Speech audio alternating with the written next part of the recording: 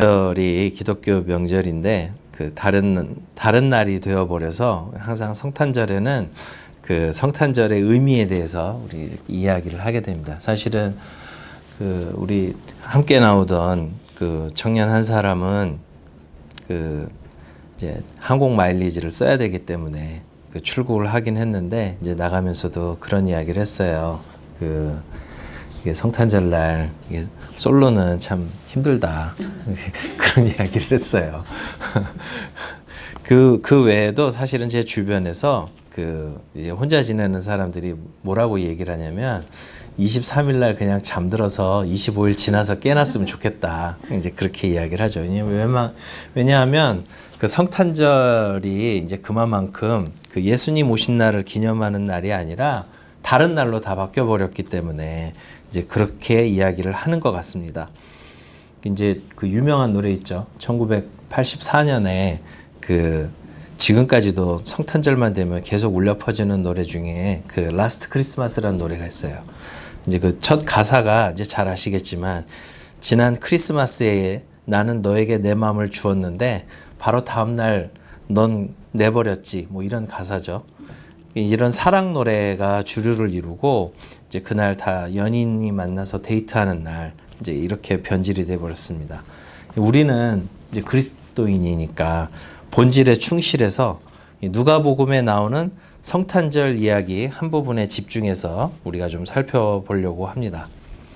사실 이 누가복음을 읽다 보면 이 누가복음이 참 아름다운 책입니다. 마치 그 초반부는 그 뮤지컬의 한 장면 같아요. 왜냐하면 이 누가복음 초반부를 읽다 보면 이 연속적인 찬가가 계속해서 나옵니다. 그래서 이 한계는 있어요. 초반부 1, 2장에는 찬가들이 몰려 나오다가 이제 3장부터는 뜸해졌다가 19장에 이제 그 다시 찬가가 울려 퍼집니다. 그래서 총 누가복음에는 그 5개의 찬가가 있어요. 화면을 미리 넘겨주셨는데 어쨌든 이런 5개의 찬가가 있습니다. 그리고 그 누가복음 맨 마지막에도 보면 그 제자들이 늘 성전에서 하나님을 찬송한다는 그 글로 마무리가 되죠. 그러니까 이게 그 노래들이 연속해서 나오고 마지막에 제자들이 찬양하는 걸로 끝나는 약간은 그 뮤지컬 같은 그런 느낌을 줍니다. 누가복음의 이 5 찬가들은 이제 교회에서도 굉장히 중요하게 여겼기 때문에 각각 제목을 붙였습니다. 이제 옛날에는 교회에서 다 라틴어를 썼잖아요. 그래서 이제 그 노래 가장 처음에 나오는 라틴어 단어가 이 노래의 제목이 돼요. 이제 이렇게 이제 써놓은 이유는 알고 계시면 어디 가서 이렇게 그 멋진 티를 내기가 좋습니다. 원래 인문학은 허세가 반이라고 하죠.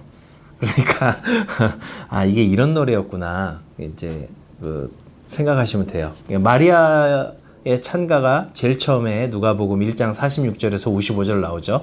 그래서 이제 내 영혼이 주님을 찬양합니다 라고 해서 이제 맨 처음에 나오는 라틴어 단어를 통해서 마리아의 찬가를 마니피카시라고 하고, 그 다음에 이제 사가랴의 찬가도 주님은 찬송받으실 분이십니다. 찬양받으실 분이십니다. 사실은 정확하게 얘기하면 이제 주님은 복되십니다. 그런 얘기예요. 주님은 복되십니다. 그래서 그것은 이제 베네딕투스라고 합니다. 이제 그 다음에 이제 천군 천사들이 오늘 이제 우리가 읽어본 그 천군 천사들이 찬양하는 것도 이제 지극히 높으신 곳에 계신 곳들에 계신 하나님께 영광 해서 이제 글로리아라고 하죠.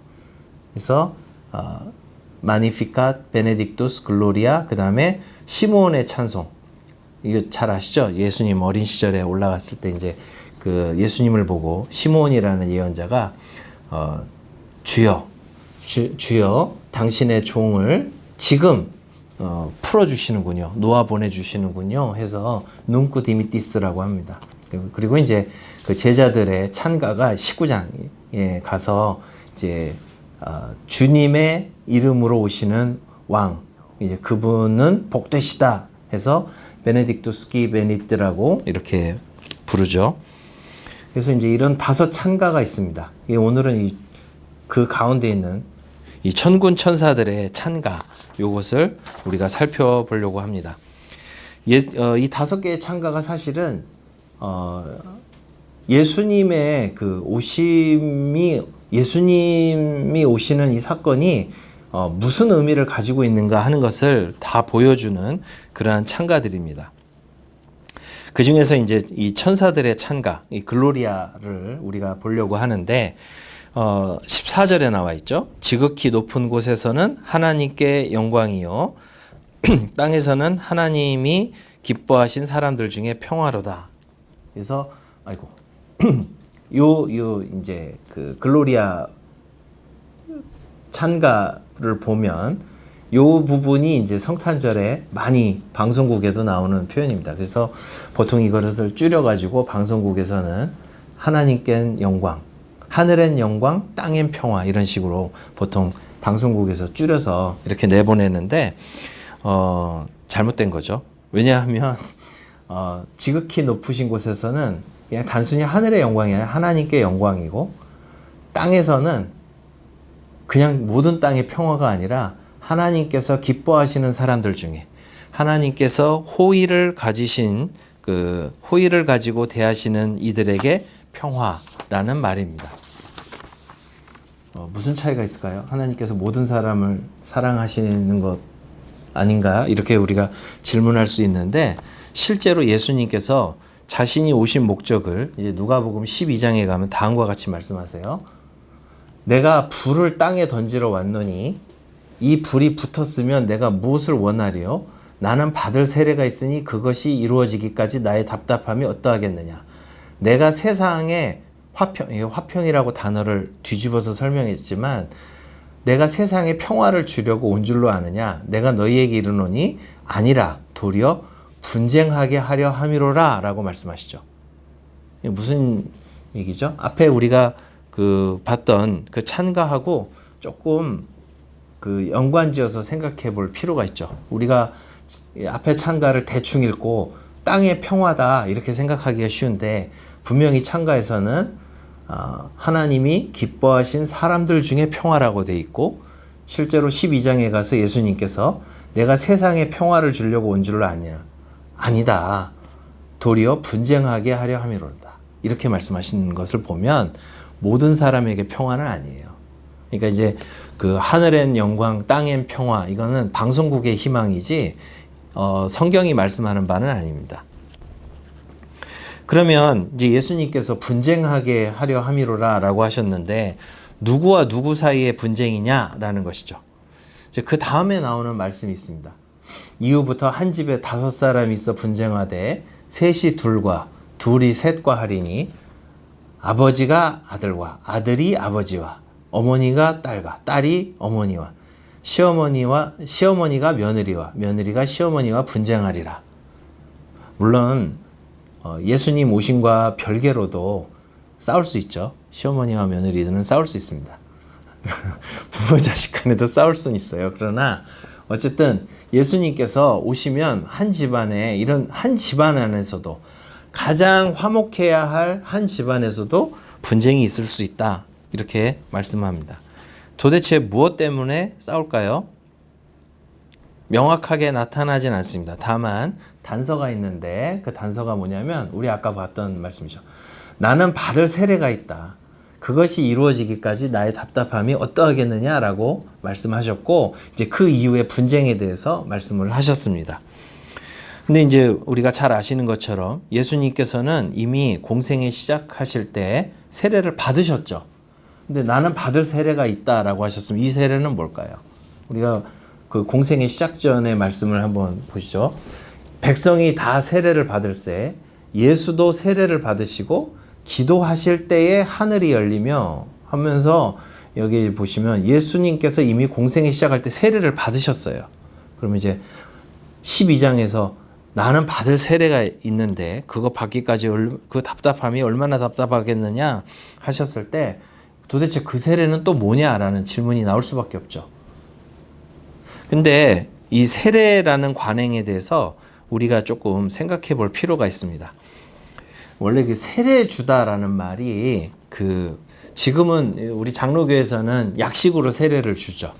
이제 성부와 성자와 하고 이제 그 물을 찍어가지고 이렇게 머리에다가 얘는 약식 세례를 주는데, 원래 세례는 이제 물이 많은 곳에 이제 강에서 이렇게 사람을 한번 담궜다가 빼죠. 그래서 예수님과 함께 죽고 주님과 함께 부활하는 것을 상징했습니다.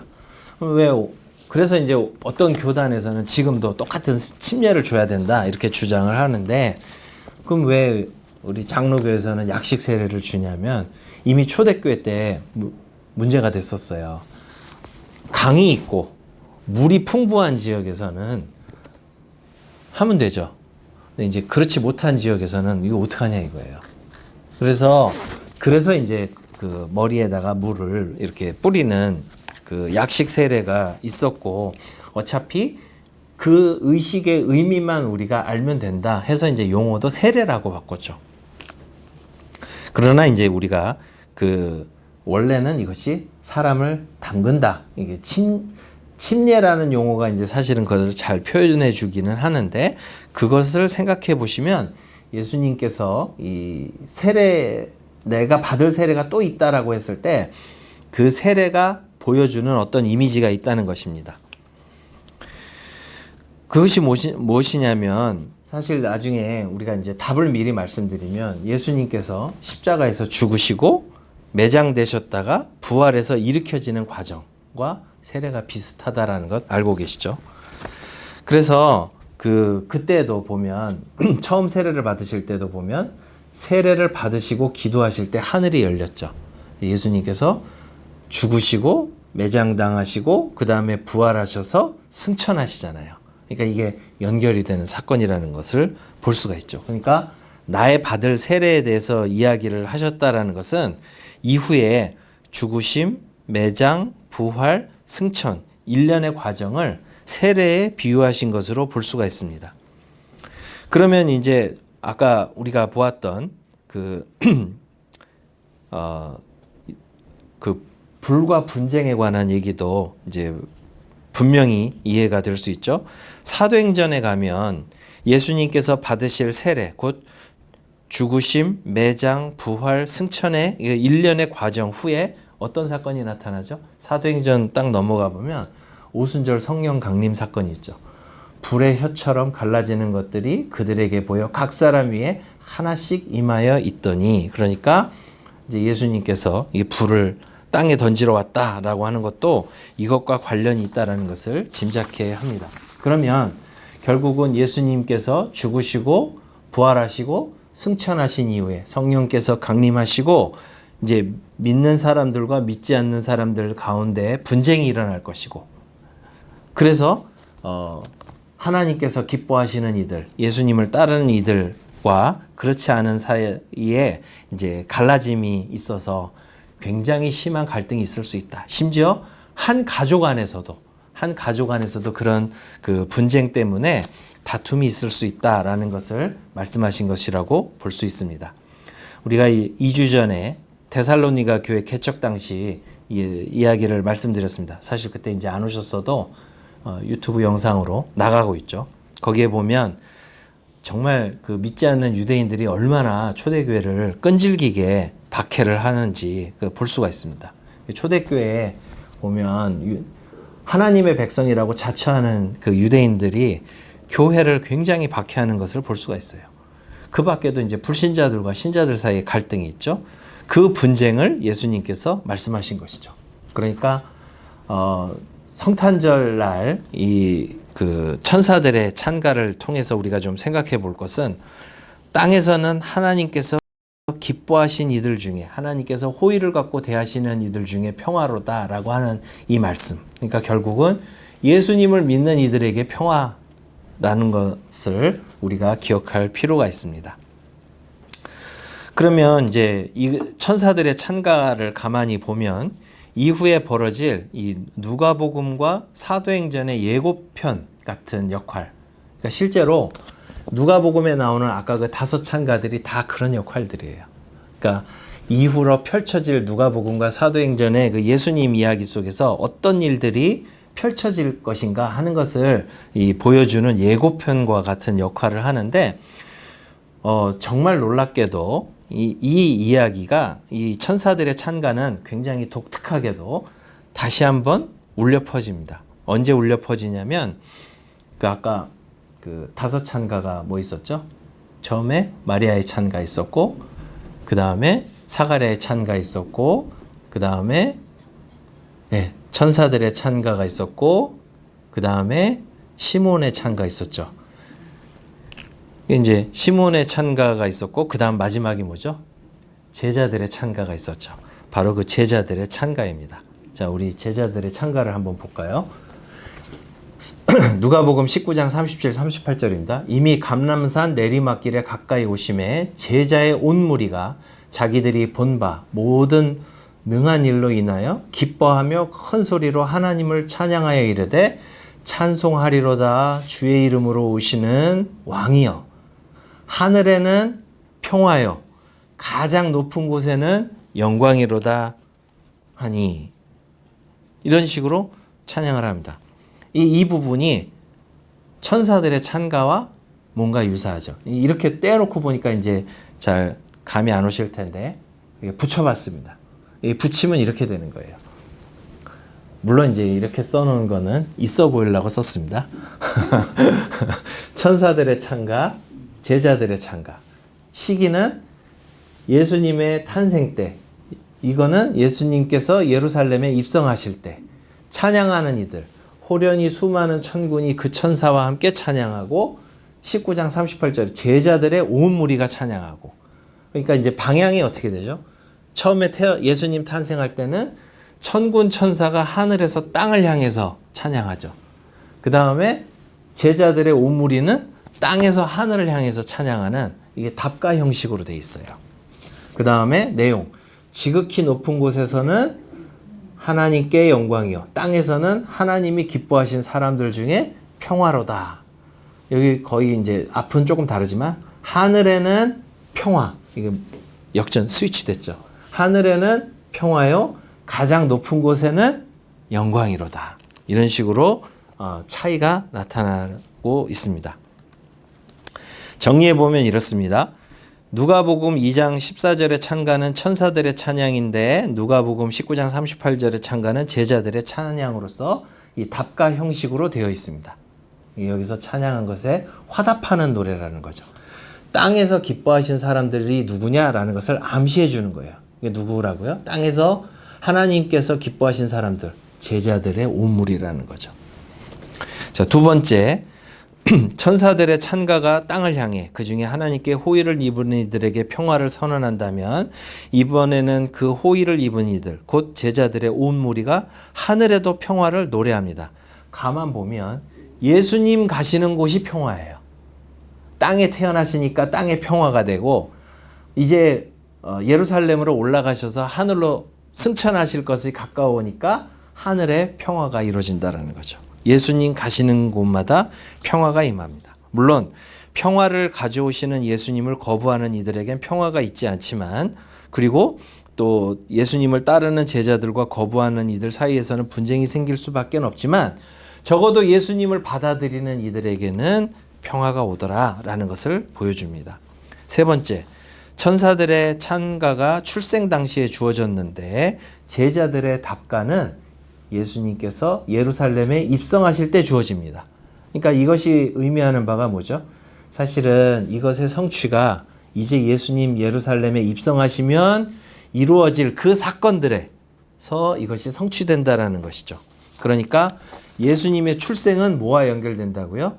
예루살렘 입성과 연결이 돼요. 그러면 예루살렘에 입성하셔서 뭐 하시죠?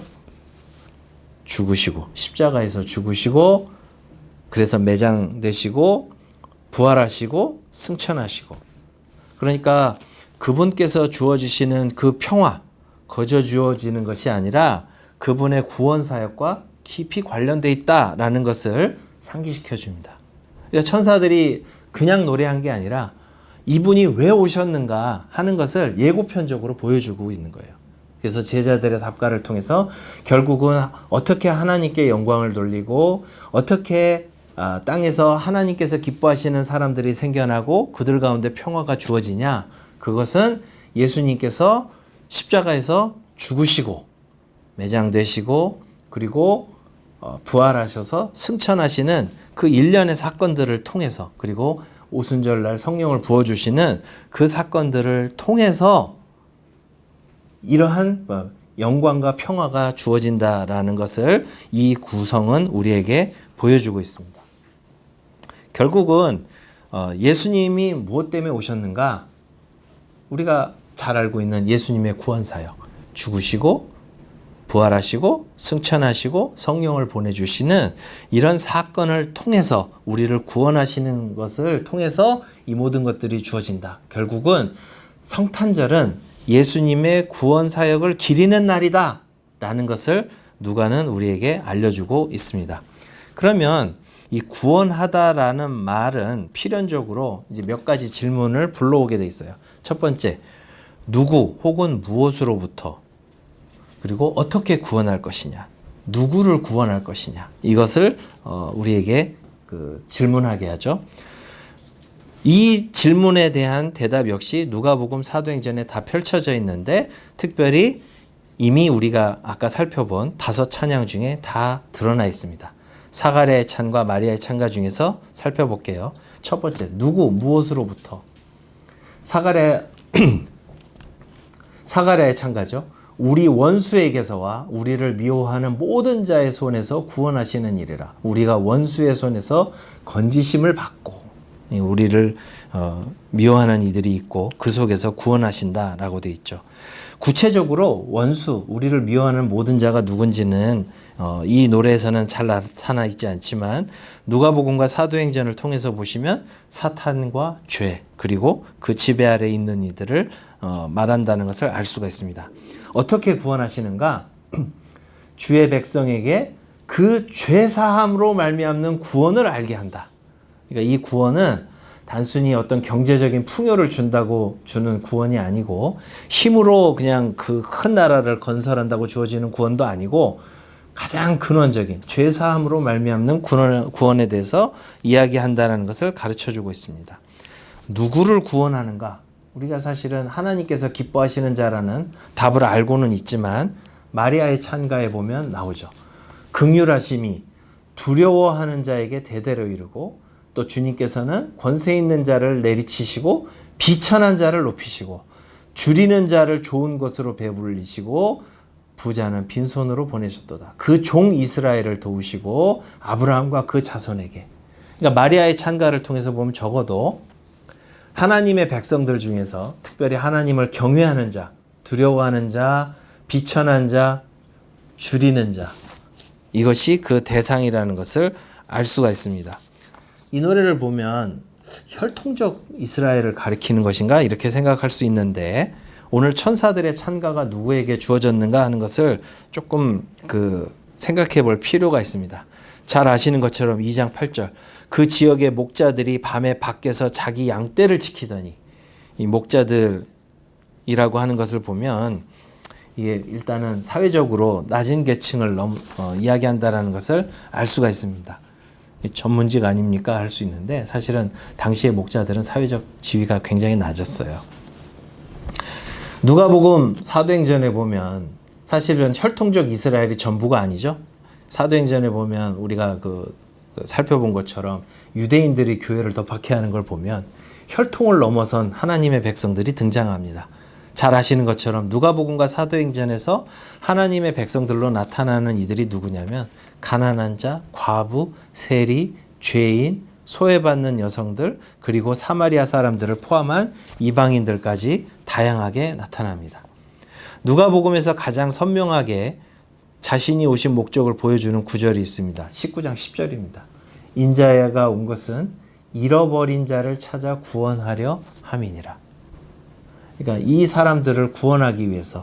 그래서 지금 현재는 이방인으로 보일 수도 있고, 그 다음에 가난한 자, 세리, 창녀, 온갖 사람들이 다 보일 수 있지만 이 사람들을 하나님의 백성으로 간주하시고 받아들이기 위해서 오셨다.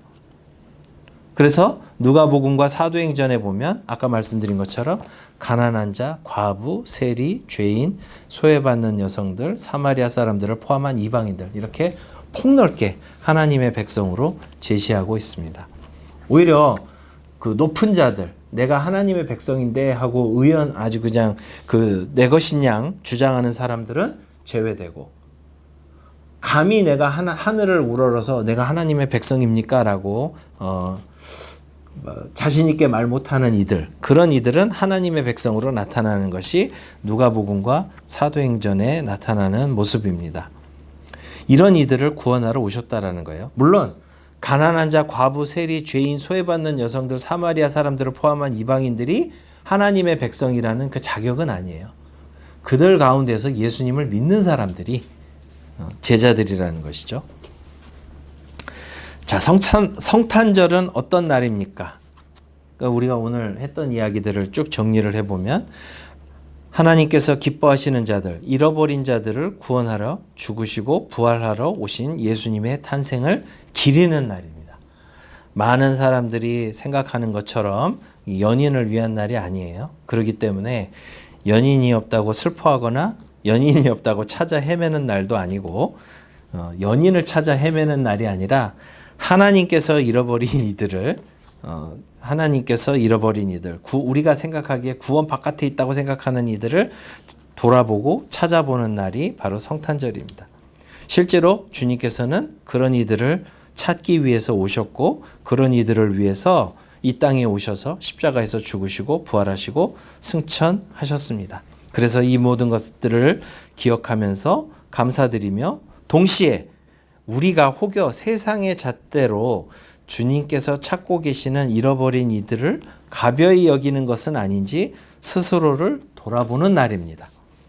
우리는 죄된 본능이 있기 때문에 당장에 눈에 보이는 그 모습으로 사람들을 판단하기 쉽습니다.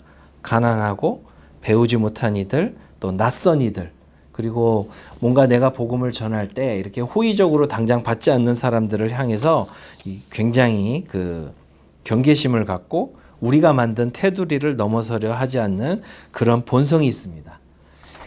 해야 한다는 것은 알지만 막상 접하다 보면 사람에 대해서 두려움과 환멸을 느낄 때가 많습니다. 특히 이제 사람을 많이 대하는 직종에 있는 사람들이 많이 느껴요. 사람들이 다 착하지 않다라는 걸 제일 먼저 배우고, 정말 좀 좋은 사람들하고만 좀 만나고 싶다, 이런 거죠. 그때 우리가 기억할 것은 무엇이냐면 예수님께서 그 비유로 드셨던 이야기 있죠. 거짓거리 되어서 돌아온 더럽고 냄새나는 아들을 끌어안으시는 아버지를 기억하면 좋겠습니다. 사실 아들이 멀쩡하게 해서 돌아온 게 아니잖아요.